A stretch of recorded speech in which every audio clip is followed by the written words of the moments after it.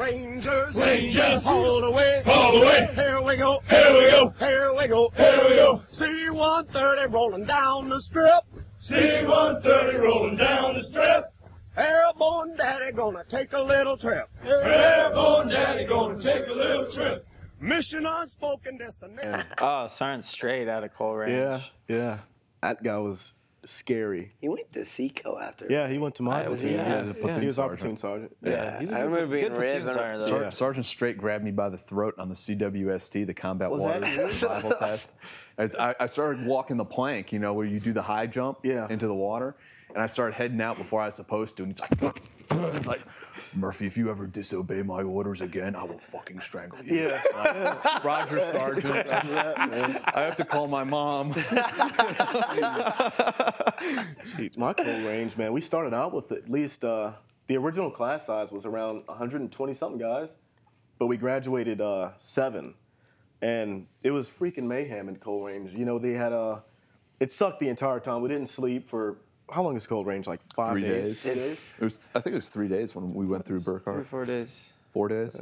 Yeah. Well, I It was like a know. long I have a weekend. Coal Range experience. You finished yours. Yeah. And this is legendary. Well, we didn't sleep at all, and most of the guys dropped out after, get on the fucking deuce and a half, we're gonna go back, we're all done here. We got on the deuce and a half, we start driving around, and lo and behold, they open up the back tarp, and we're back at Coal Range again. So everybody's like, my mood went down, I was like, you know what? Samori? What's that? No, not Samori. Oh, okay. My mood went down, and I just, I thought about quitting pretty much at that point. I was like, this is not for me. My emotions were all, let down, and I mean, we graduated 7 guys, man. The only guy who did not have to read the last stanza or any stanza of the Ranger Creed. So, pretty happy about that. Didn't want to mess that one up. Yeah, that's a small class. Yeah. We had 90 and graduated 20. I think my class started with maybe 100, and I think we graduated about 20. We had a huge class. It was because it was right before Christmas and everything, and they had a lot of holdovers. We started with like 220 people, something like that, and the first day, and then the PT test and all that stuff. So it just everyone like quit after that, and I think we graduated at 67 out of the 220 or 240 or whatever it was. It's about normal, I guess.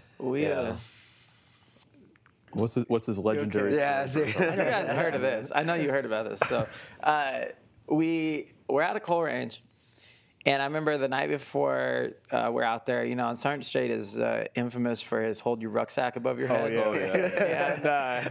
And so basically we're out there. He says, we're going to keep holding our rucksacks above our head until somebody quits. And sure enough, somebody quit. And, they got that fire and, like, the hot dogs and hamburgers over there. And they're like, hey, all you got to do is quit. And, we're not going to mess with you anymore. You come over, you get warmed by the fire. And this is in February, I think I was going through. And February, March time frame. Yeah, March. And he's like, so it's pretty chilly out there, And so somebody ends up quitting and hanging out by the fire, and they legitimately didn't mess with them. I was surprised, they're over there warm by the fire eating hot dogs and hamburgers. I mean, obviously, if they try to say anything, the cadre is like, don't you fucking open your mouth, But so the next day, we're due land nav.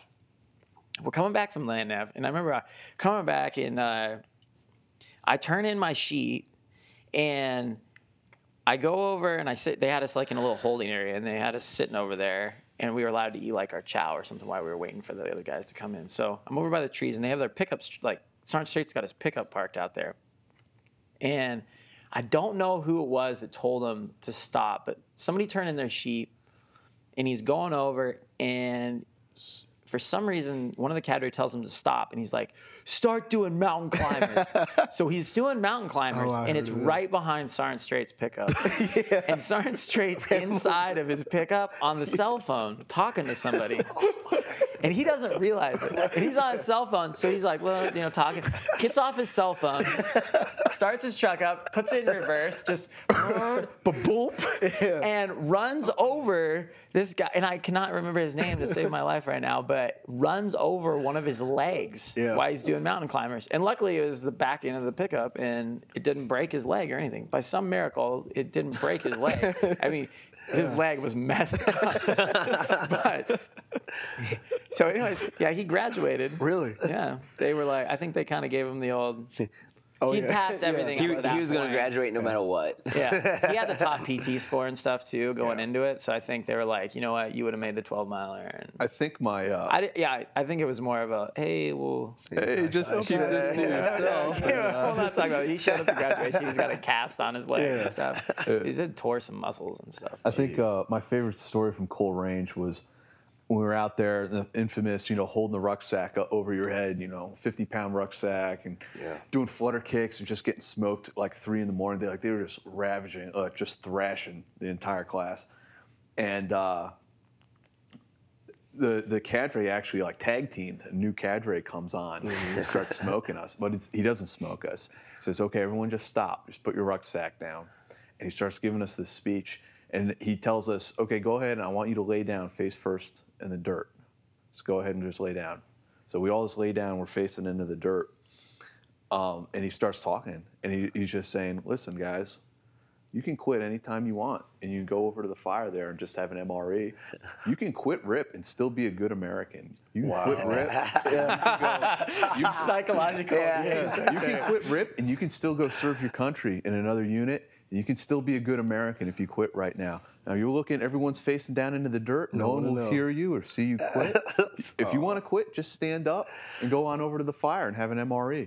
And like I hear the guys on either side of me getting up and go, I'm like, holy shit. Wow, man. Yeah.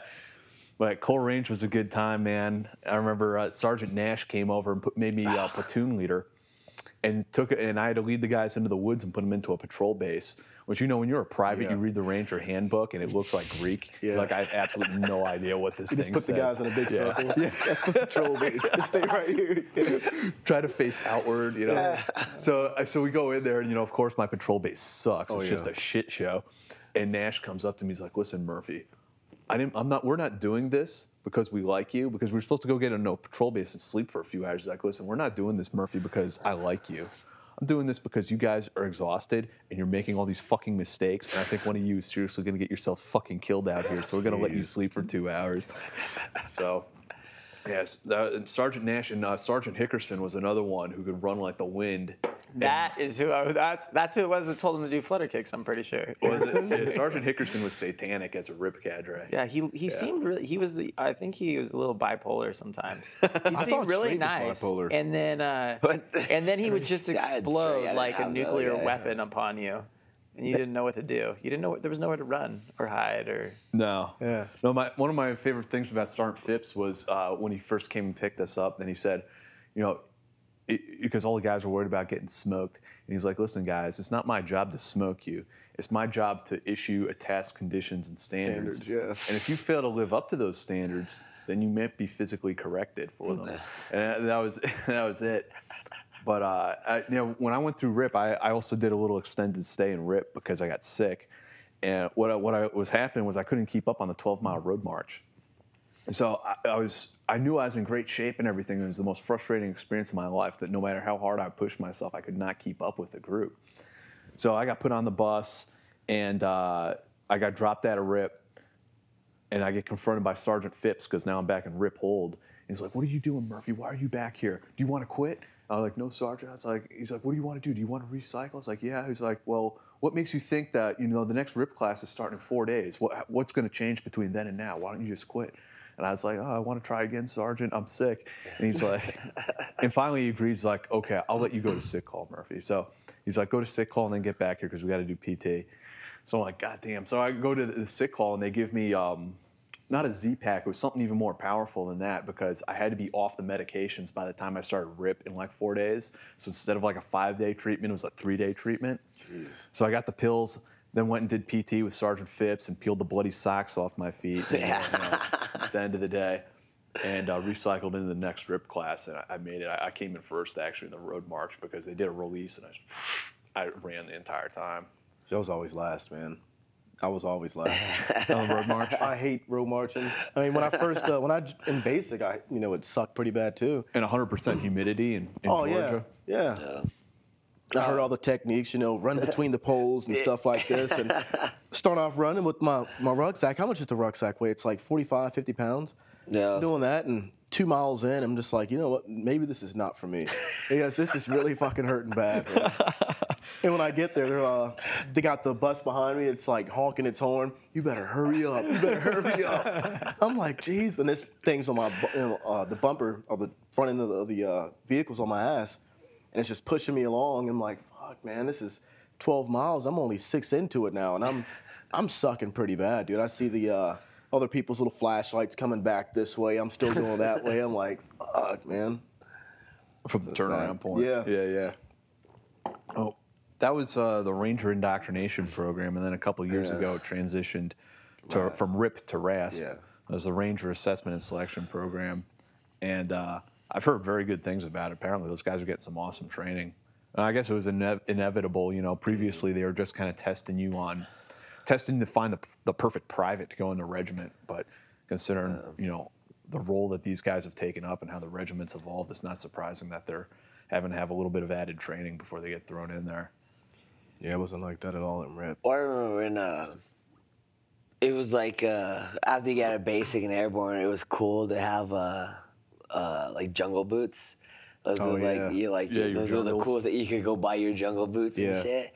So in my first road march, I just brought a brand new pair of jungle boots. And, Not a good idea. I was like, oh, so these are so cool. My feet are gonna breathe so much better, you know. And I'm going on the road march, but I bought a you know those Dr. Souls things or whatever they are. Oh, I didn't pull out the boot ones. I just put those on top of them. Yeah.